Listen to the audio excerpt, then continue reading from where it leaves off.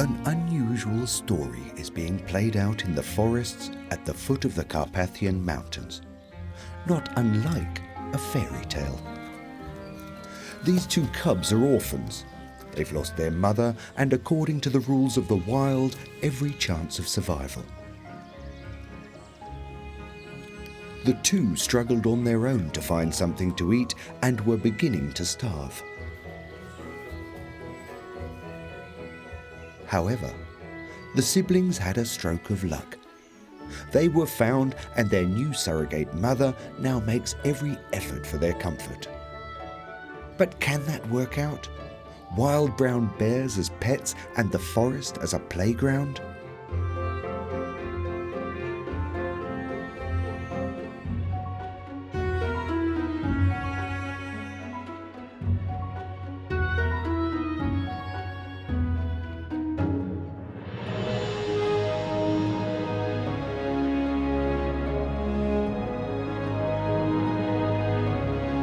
The Carpathians stretch out in a wide arc, from Romania to the Czech Republic, with enormous forests and wildlife that is already extinct in many other places. 6,000 brown bears live here. That's 50% of all the bears that exist in Europe. Their main diet is plants. It's only when they have to build up reserves for the winter that they need a little more than greens. It is then that sheep or goats will be on the menu. The shepherds on the mountain pastures are prepared. They have guard dogs and fence in their flocks. The bears know that where dogs bark, humans are never far away, and from humans, they prefer to keep their distance. As for the herdsmen, they take it all in their stride.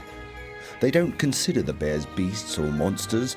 They consider them as natural to the Carpathians as are cold spells or thunderstorms. They too are a danger to the sheep. Bears hunt for food mostly at night, and will sometimes make the longer journey into a city in their search. Their sense of smell comes into its own as night falls, separating waste, bear style, edible and non-edible. This makes many of the citizens uneasy, understandably. The animals are captured and returned to the wild.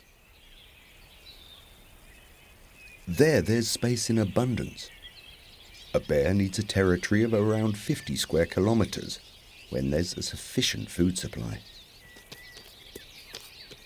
A female bear produces offspring normally every 3 years. Her litter numbers mostly 2 or 3. However, many don't survive the first year. They can become ill or injure themselves severely. They can starve or be attacked by other males. Sometimes the mother dies, which is a death sentence for the babies. It was an enormous stroke of luck that these two orphans were actually found. Brother and sister. At this age, they're the same size, as sleepy as one another and absolutely helpless.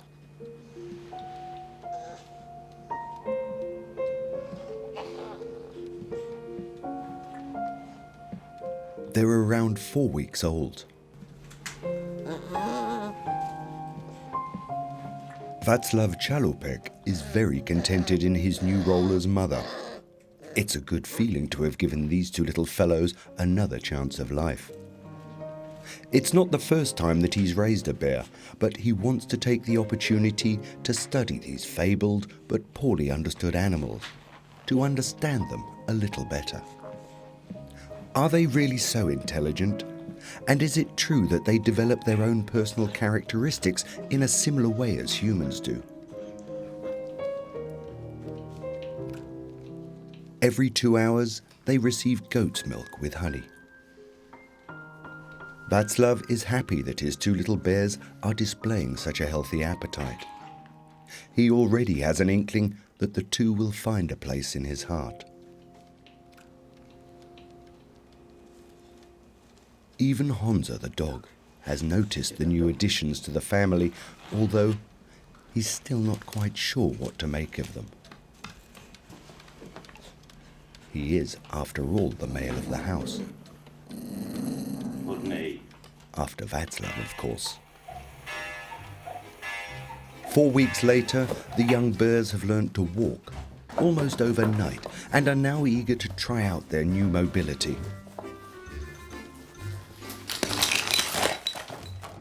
There is nothing from which something new can't be learnt. The hardness of materials, or the effects of gravity.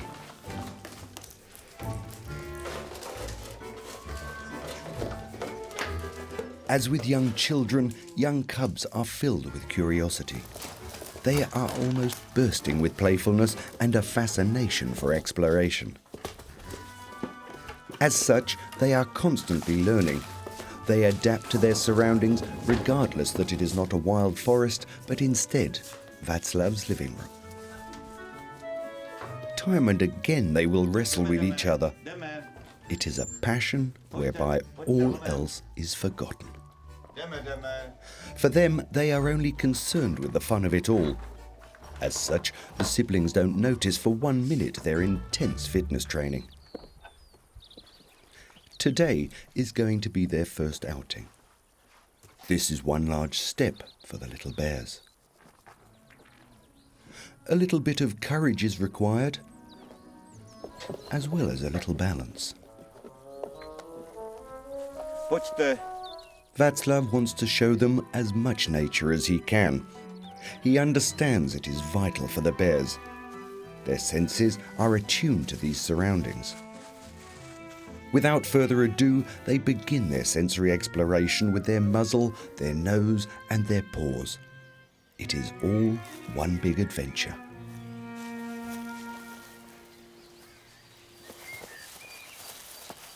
And there is even a new role for their new mother, Vaclav. He has to set an example and lead the way. Even now it becomes apparent that the brother is a bit of a daredevil and a bit of a rowdy. While at the same time, his sister is initially a little more cautious and weighs up her options before trying something new. Both are temperamental, but she is the more intellectual of the two, so to speak. Somehow her white collar is rather fitting.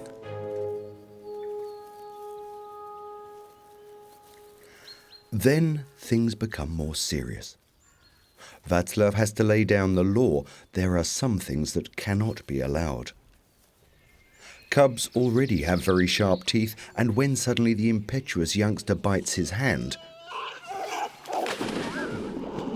he gets a stern warning.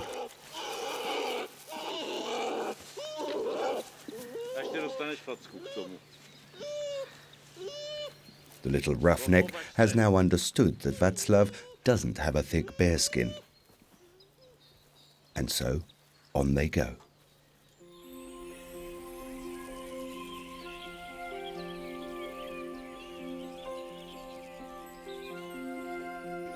It's the end of April. Nature is spilling out of its sleep.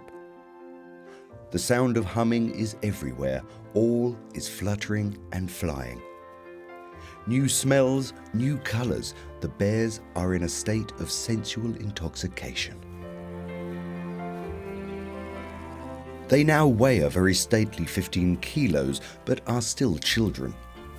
They are not alone in experiencing spring for the first time in the forest. The baby badgers are shy and scurry back into their burrow. The young wild boar seems to display a bit more self-confidence. And when all these youngsters meet, will it be the young bears that begin the hunting? And will Vaclav be able to contain them?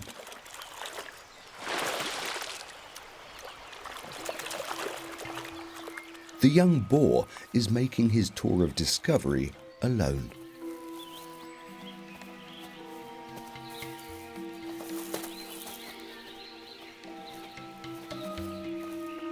An encounter with the young bears is inevitable.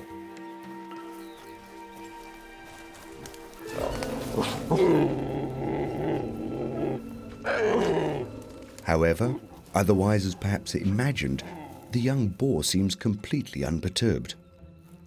The bears, on the other hand, are a little more reticent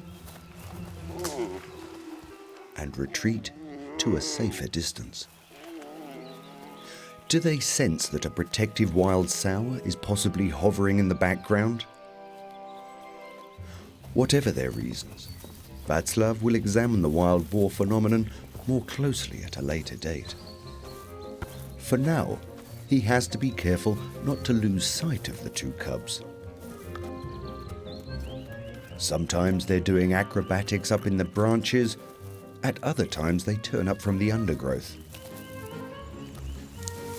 And sometimes they turn head over heels between the two.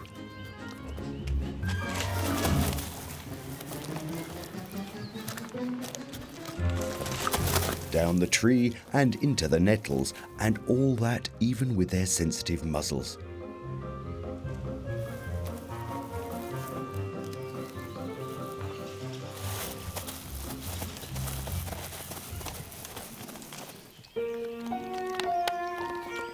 Their well-deserved provisions equal 1.5 litres for each, and that 6 times a day.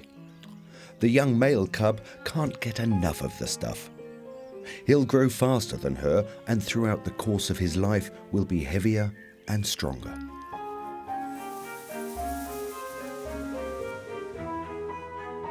Vaclav knows that his adopted children will need care and affection, and that, of course, as Mother Bear and her offspring always do. The muzzling ritual produces trust and a feeling of security. Totally carefree, they win over the world of the humans and make some very mysterious discoveries along the way.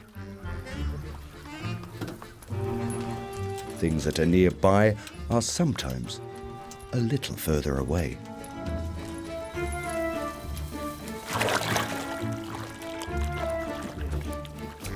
Their eventual return to the wild will be increasingly difficult.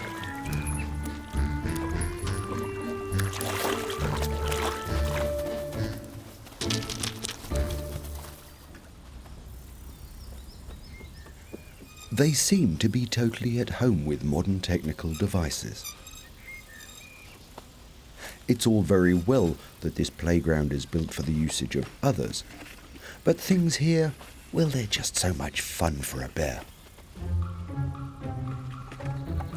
She has just realized that the ladder will take her up and the slide will take her down.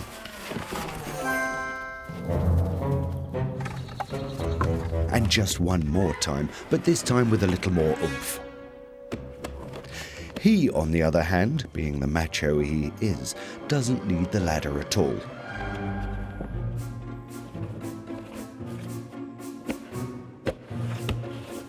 Out of the way! It is almost as if she has something to say to him. Whatever, he follows her up the rungs. A last little dispute, and down they go.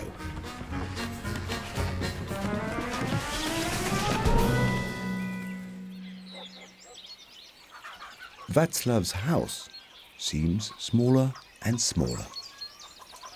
There are just too many wanting to share.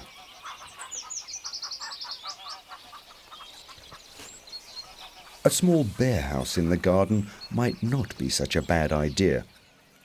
Well padded for the night goes without saying. It doesn't need any windows, though. Bears feel more secure in the dark.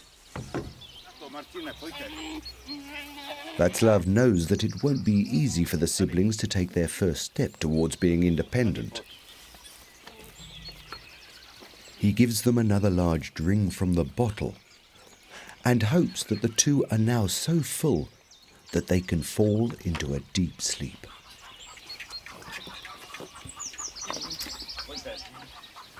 Off into the hay.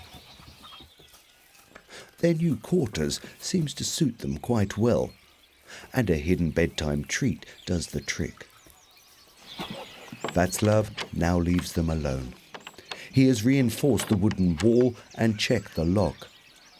Now they're prepared for the night. The first night without Vaclav.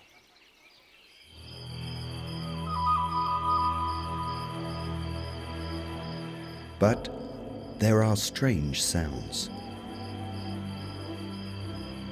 And curious sounds find their way into the bears' abode,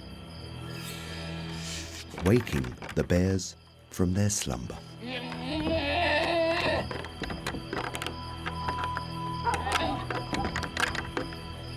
And now there is no one to look over them.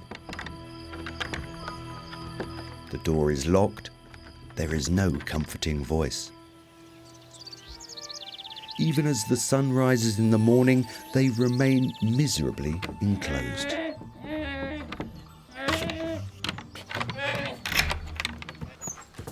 But soon all the fuss comes to an end and their world is at peace again. And a nice early morning shower washes away all the troubles of the night. Open the mouth and rinse.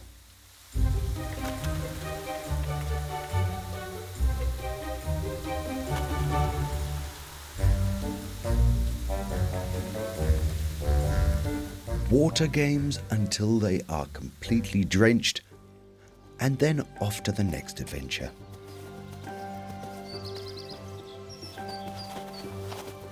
Here they have to put their thinking caps on.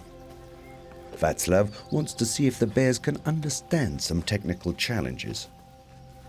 He pours some honey into a wooden box and closes it. And here's the test with a sliding panel.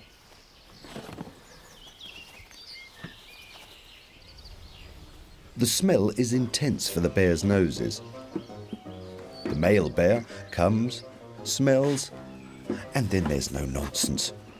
A solution is found in true roughneck style. As the box falls to the ground, the panel breaks off. Make way for my honey. Now, a more difficult test. The box is nailed to the surface this time, and now it's her turn. The more cautious of the two who puts brains before brawn. A clear-cut case, the panel is loose. And you can slide it. Head first into the case.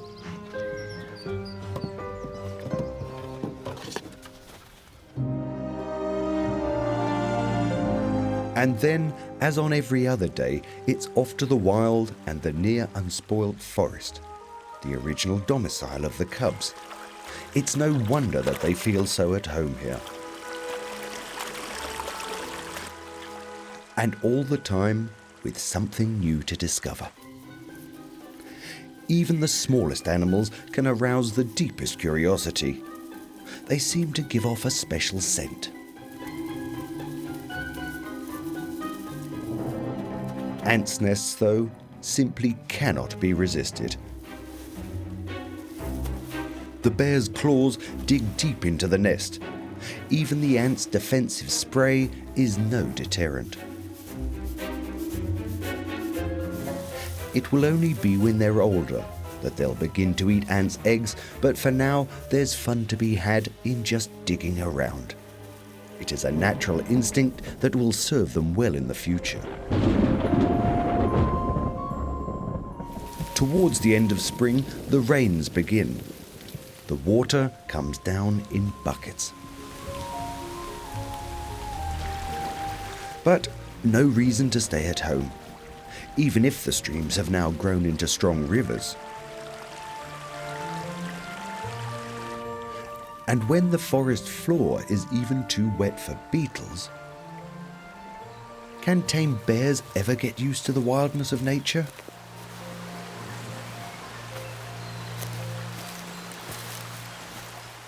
Vaclav believes in his adopted offspring and sets them a test.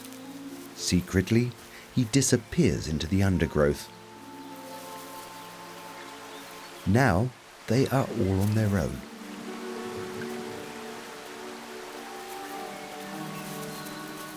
Where is Vaclav?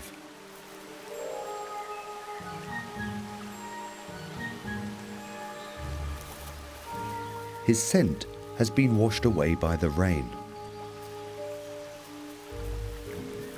Where can he be? Perhaps down at the river. The current is now stronger. One courageous jump, and he's on the other side. She tests the water with her paws, a little too strong for her body weight. But now she has found a way and crosses where the river is a little calmer. Not a hint of panic.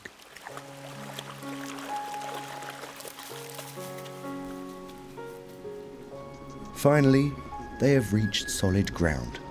Exhausted and drenched, they suckle on their paws. It's a little like thumb sucking. It calms them down and offers comfort. And just at the right moment, the trusted voice. They've handled themselves valiantly, but for now, they don't let their Vaclav disappear from their sight. The forest has changed due to the rain. A lake now spreads out between the trees. The exciting new novelty presents itself at the next outing. Suddenly there's water where they had earlier dug around. For the male cub, that means only one thing.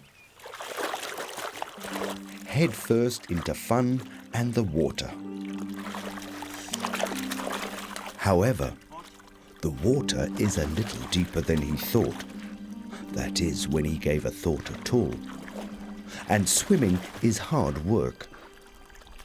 He struggles his way back to the bank where he has caused some concern and disquiet. Done it, albeit with great effort.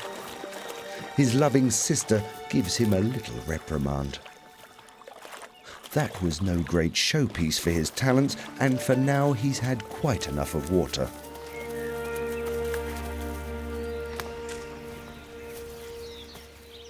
Vaclav's cubs are increasingly trying more solid foods, and that has to be within arm's reach. The leaves smell good, but cause diarrhea, so don't go there. Otherwise, there is no danger. Sometimes Vaclav is encouraged to have a bite to eat. Beech nuts, for example, are an absolute must, or perhaps these young shoots. A practical lesson with recommendations and cautions. This herb Paris is poisonous, even if it does look rather delicious. Much better are the protein-filled larvae and bulbs in the ground.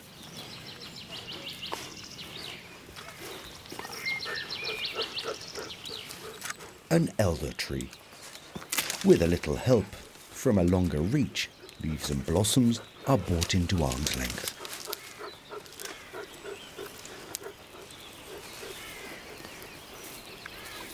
The outing into the forest was long and exhausting for the bears. Added to that, they had some extra lessons. Suddenly, though, all their worries and tiredness evaporate. For the first time in their lives, they are confronted with goats and sheep. separated only by a wire fence.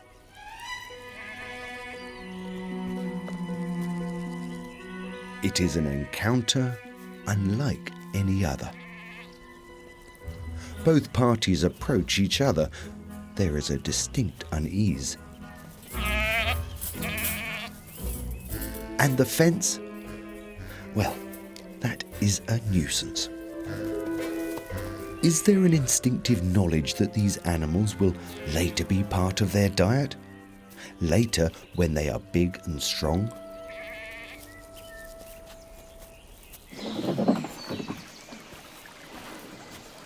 Bears love water. Vaclav is curious to see if they will accompany him on his canoe trip. There's room enough for the three of them in the boat, but will they voluntarily climb aboard this dubious, unsteady vessel? They prefer the security of the safe shoreline, but keep the canoe within their sights as if pondering what they should do.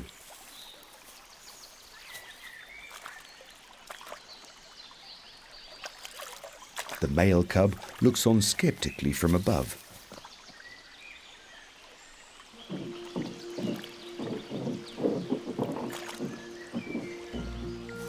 His sister, on the other hand, has come to a different decision. But how to get on the canoe? Boarding from the deep water is not an option. And now even Vaclav is surprised. Clearly, she has got a plan. She swims along the shoreline and then quickly scampers up the embankment. And there she makes a straight line for the boat, to a place where she can safely climb aboard. She did have a plan. Now, thanks to a bit of head and leg work, she is in the boat with Vaclav.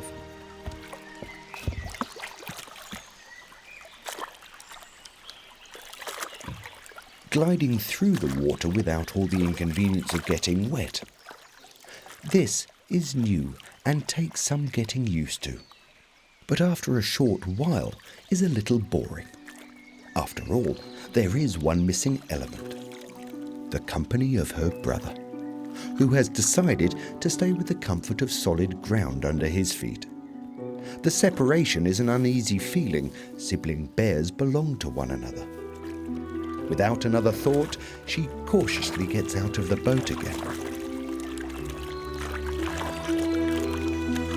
The small female cub knows what she wants and has clear priorities. Vaclav may offer security and is very trustworthy even when he's paddling through the water in his unsteady vessel. But nothing can beat being together with her brother. Nothing is more fun than going with him on adventures of discovery. They are the epitome of industriousness. They have to fly 25 times in and out of the flower to fill one honeycomb cell with floral nectar. Throughout the course of fermentation, honey will be produced. The beekeeper is in charge of this one here. He monitors how much nectar his workers have collected to assess when a honeycomb is full.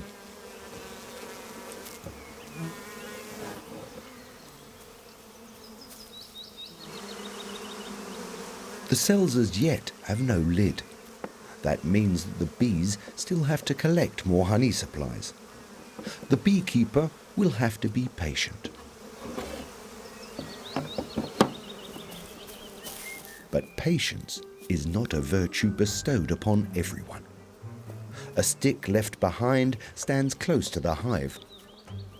The honeybees may have swarmed out, but the smell of honey is still very much there. And now the ingenuity of the female cub comes into play. Just like the beekeeper, she tests the cells for the amount of honey.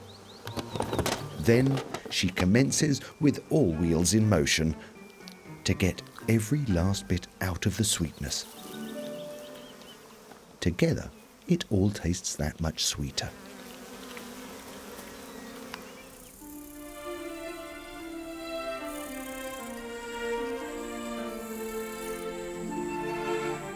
It's now early summer. Lysennidae lick minerals from the ground and dance through the air.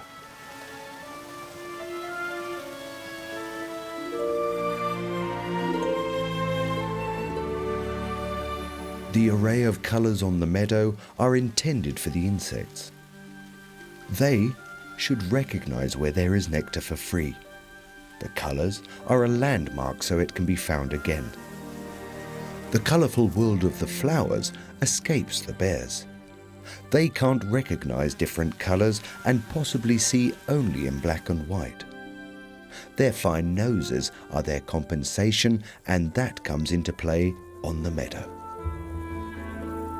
They are now 5 months old. Their exploratory territory grows continuously, and often Vaclav remains far behind them. Adventure is in the air. The smell of honey is there again too. Even from a great distance, the bears can detect the smell from this nest of bumblebees. Their sense of smell is 1,000 times that of a human and brings them directly to the entrance of the nest.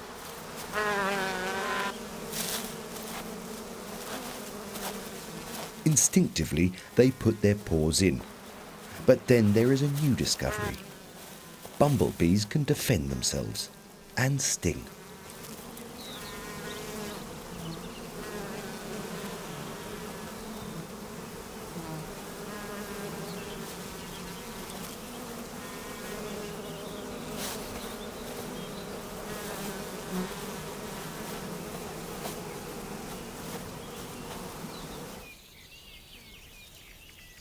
Cherries are now ripe and sweet.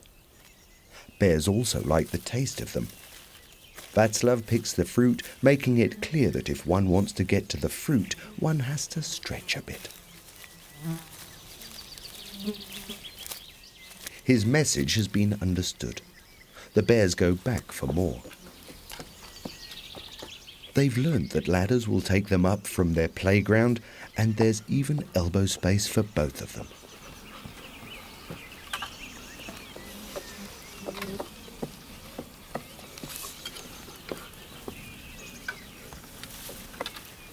As a raised platform is for the hunter, it is also for a bear at the start of his cherry hunt. As always, the sweetest fruits are to be found at the top of the tree, and as ever, he has to choose one of the most precarious branches for his balancing act. Paws are not hands, and sometimes one has to find another way to help oneself. Little bears in a large cherry tree.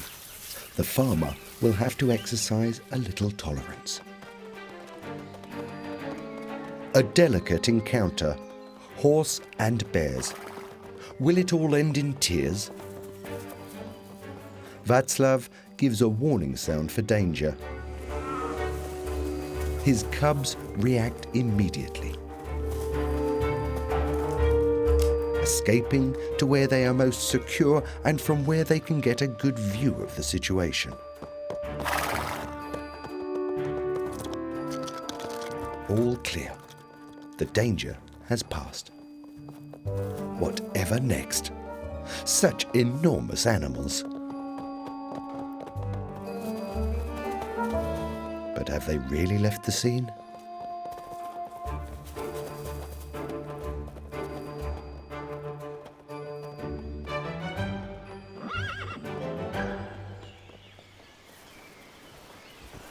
Vaclav realizes increasingly that although the bears listen to him when he calls, they don't always listen.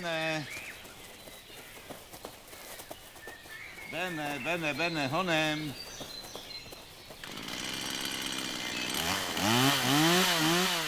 Even the sound of an electric saw doesn't disturb them. Quite the opposite. They don't notice it at all.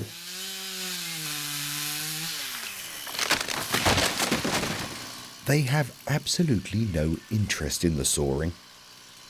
The knapsack, on the other hand. Right ahead of them, it stands provocatively and smells extremely promising. He cuts up the tree and they share out the bread and the apple. Together they feel strong.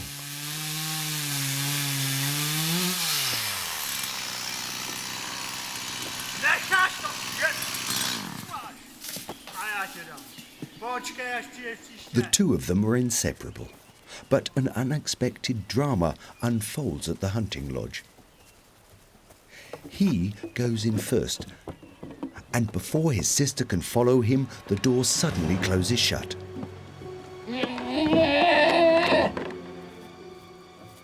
It can neither be opened from outside nor inside.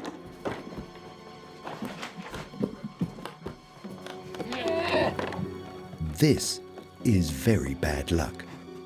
They've been separated. It's the worst thing that can happen to the siblings.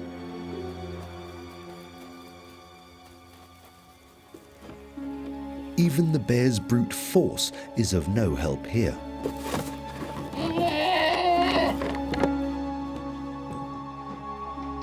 They have to think of a good idea. Perhaps over the roof. Ladders are often useful to get to where one wants to go, but not always.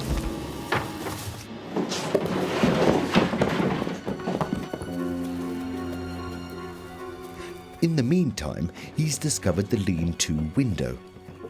Although his escape is a bit tight and a bit high up, he gets a little sisterly support from below.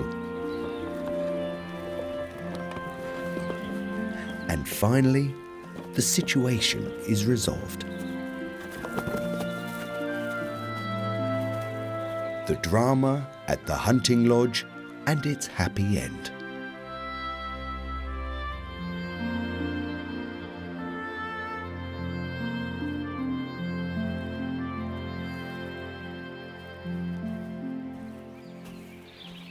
Vaclav's cubs are now more independent, mischievous and courageous. It's unsurprising considering their growing strength and experience. But how brave are they? At the edge of the forest, there waits a surprise. Large and grey and standing in the middle of the path and manifestly awe-inspiring. The bears have never seen a fully grown wild boar.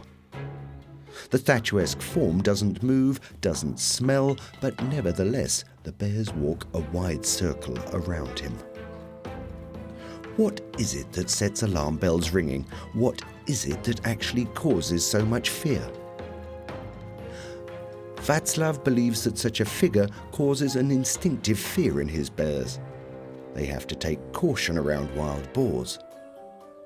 And when confronted by other strange bears who share a similar form, most certainly. Eventually, Vaclav diffuses the situation and tries to demonstrate how harmless the model is. But the bears are having none of it.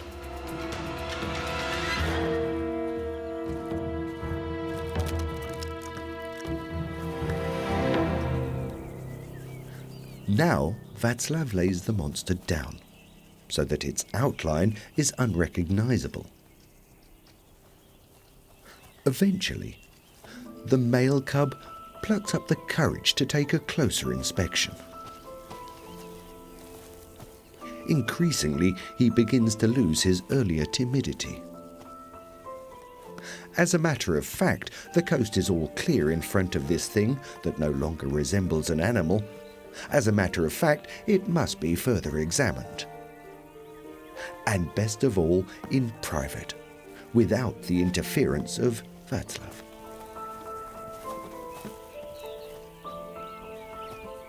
The female cub is still not convinced. Heaven knows what could come next, and she's quite right. Suddenly, there is the beast again, back to its full size. It's every bear to himself. What goes on in the bears' minds? Are they really so clueless? Will they be fooled by every sort of replica? simply when they have eyes and a tail, and added to that fur? Vaclav now confronts them with a crudely disguised case that doesn't look quite so awe-inspiring. He calls to his bears and secretly hopes that they're clever enough not to be taken in by such an obvious fake.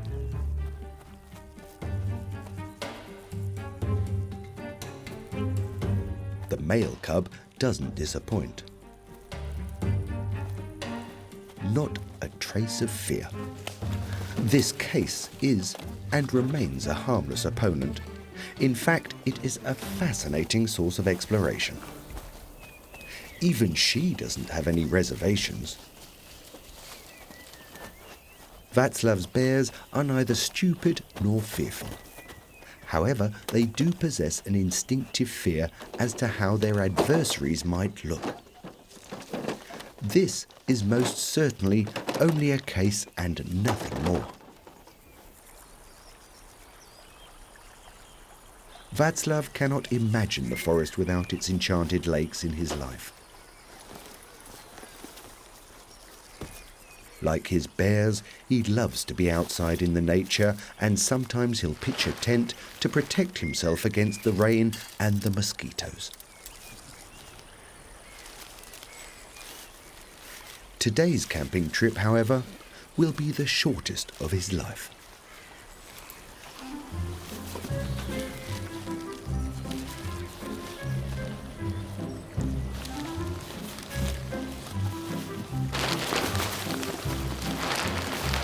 The light frame of the tent is the source of great fascination. Vaclav may be able to save himself, but for his tent, there is no hope.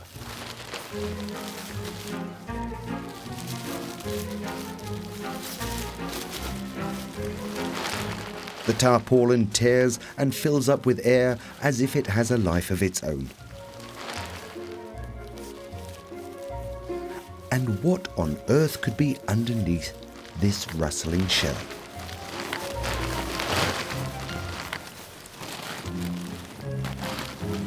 Camping with bears.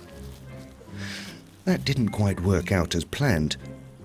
But for now, Vaclav knows one more source of fun for his adopted children, and how unbelievably fast they dismantled a tent, even if it won't fit into a rucksack anymore. Vaclav cannot hold it against his bears, despite the wreckage. Each to their own within their love of nature.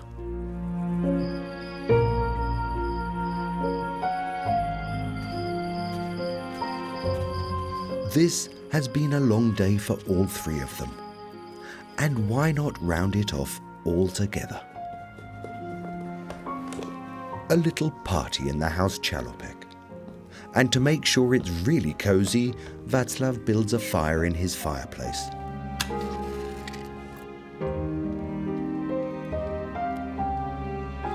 The bears are not scared of fire. They are used to it from when they lived in the living room too. And here we have the grilled sausages, Vaclav's speciality. But what's that all about then? The man of the house tucks into the food alone. His guests are none too happy about such ill manners. They make their protests known in their own way and suckle on his arm, until they have reminded him of his obligations as a host. There we go. What a cosy evening.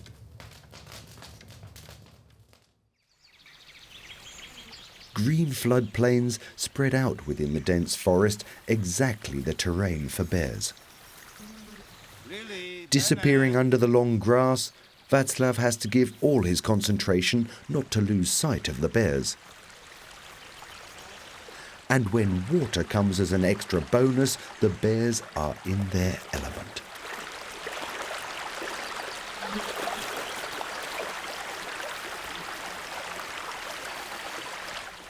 The bears are in luck with their foster dad, who, just like a good mother bear, is always prepared for a bit of rough and tumble. albeit with some restraint, as it is acknowledged that the bears are now very strong, and the claws of the bears cannot be retracted.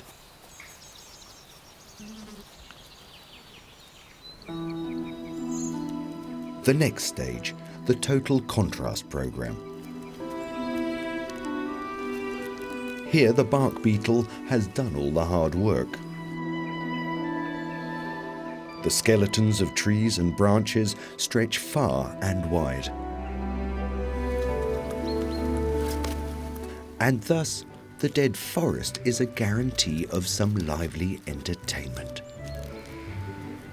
A bit of balancing and climbing with some small delicacies thrown in. Ants attempt to save their eggs, but the bear's tongue is quicker. Delicious servings of protein are hidden all around. Dead tree trunks in particular offer a range of live food.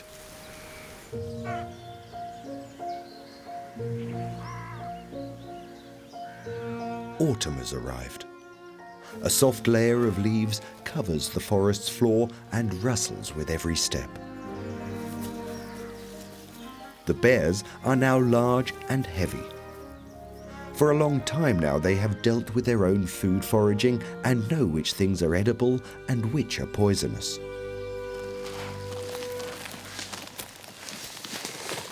The male bear is nearly a year old and now weighs a stately 50 kilos. He sometimes doesn't know his own strength or what to do with it.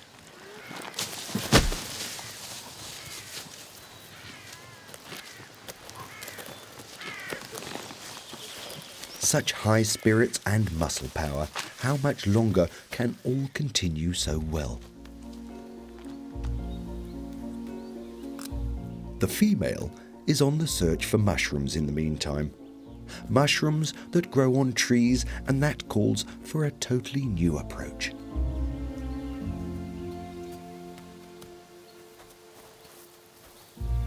The autumn is a time for berries, and Vaclav knows exactly the right places to find them. The shrubbery is fully laden, but each has to be discovered and then picked, each one individually.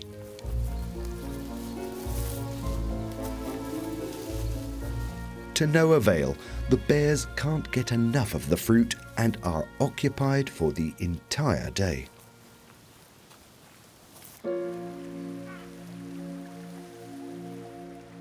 How will Vaclav's protégés deal with the winter? Will they retreat and hibernate as the brown bears do in the Carpathian Mountains? And will the wooden hut that Vaclav built earlier be the right place for them, secure enough for the animals which in the meantime have grown enormously? Vaclav always knew that this problem would arise, and he's made preparations. A large natural enclosure has been constructed some way off with trees and the possibility to take a swim. But now it will be emotionally very difficult for him. Finally, it's his adopted children that he has to give away.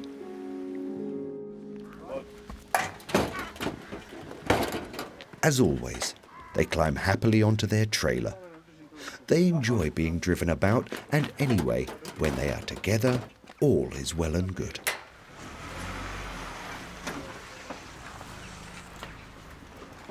Even in the wild, bears will eventually separate from their mother, albeit first of all when they are 2 to 3 years old. Will they be happy in their new enclosure? Vaclav is confident he has done everything to be sure. Here on the site of Totsnik Castle will be their new home. Days later, Vaclav goes to visit the bears. They must be down there somewhere.